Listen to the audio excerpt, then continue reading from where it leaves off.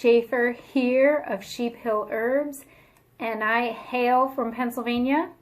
I am a community herbalist, and I am so grateful that you are here today. And if you have already subscribed, thank you, thank you. And if you haven't, take a second before you would leave off this page and subscribe.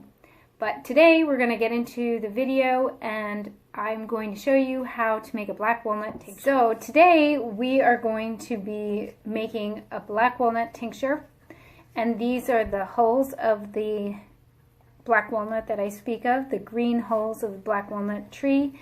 And I have made a video in regards to this previously, but I wanted to do it again because I have enough black walnuts.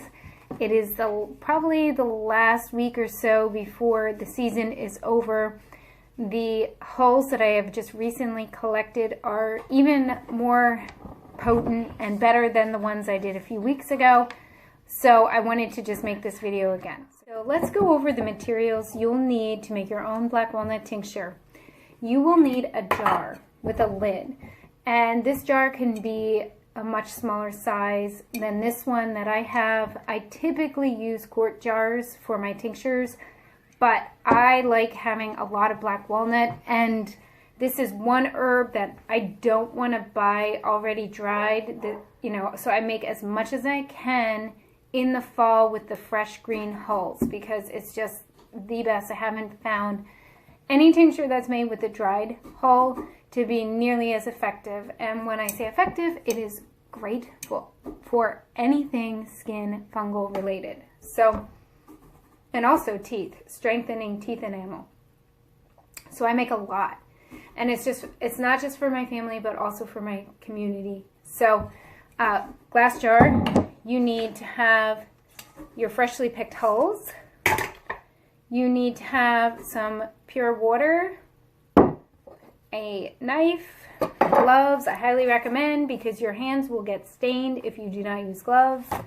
And you need alcohol to make the tincture. So some tinctures we use vinegar or vegetable glycerin, but this one in particular I'm using alcohol.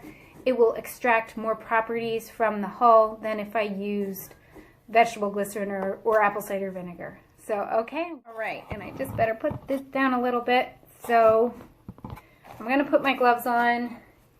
I don't always do this, but I am going to right now because I don't want to have stained hands. And if you've worked with black walnuts, you will find they get stained.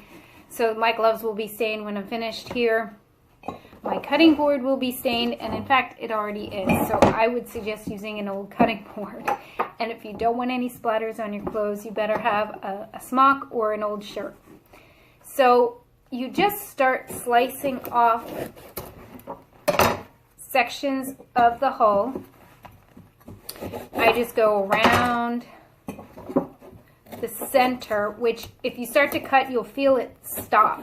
There is a shell in there, and that shell protects the walnut that is inside, the black walnut, and that is a very delicious nut, and you can save all these hulls that you have now trimmed and wait for the nuts.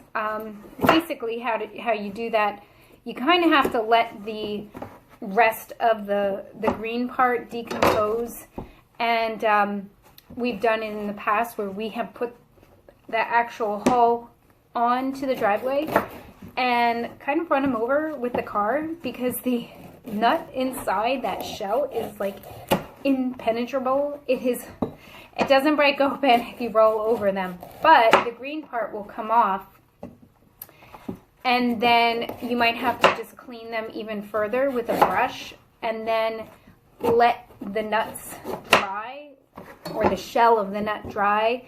And then sometime when it's getting, to be winter and you're ready to eat them, you use a hammer, not just a nutcracker, and you can get that sweet black walnut meat out, and it's really, really delicious. So for this, I'm saving the hull, and that is what I'm making my herbal remedy with. And I do this every year because I have had skin issues my whole life, rashes, mysterious things that you might call eczema.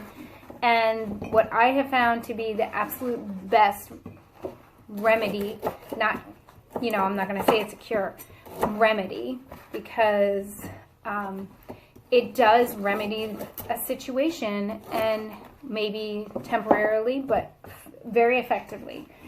And that can be with the black walnut tincture when it's made. And I'll apply it with a cotton ball to an affected area. Or if I'm feeling brave, I will just take this part right here and rub it right onto a skin area.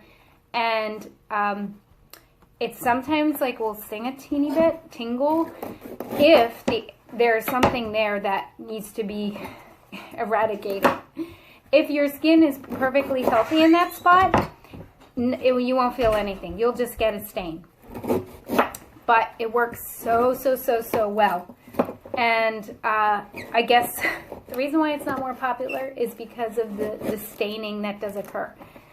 This hull, the dye from this is the chemical jugalone. And I hope I'm saying that correctly. I am not a scientist. I'm an herbalist, and I don't know all the scientific aspects, but I do know how plants help the body and the energetics of it. So that chemical is that blackness, that black dye. So black walnut actually can make an ink for writing. And I think it was used with quill pens in an ink pot. And it can be like a pretty fun activity, which you can do with kids. So I am finished cutting the holes that I need. And whenever I do a tincture, I go just about a little bit more than halfway up the jar. Sometimes with more leafy kind of materials, I'll go a little bit less because it swells so much. Now these hulls won't swell, so I'm over halfway. And then what I'm going to do is take my alcohol, and I use like a medium, not top shelf, not bottom shelf, glass bottle of vodka. It's 40 proof.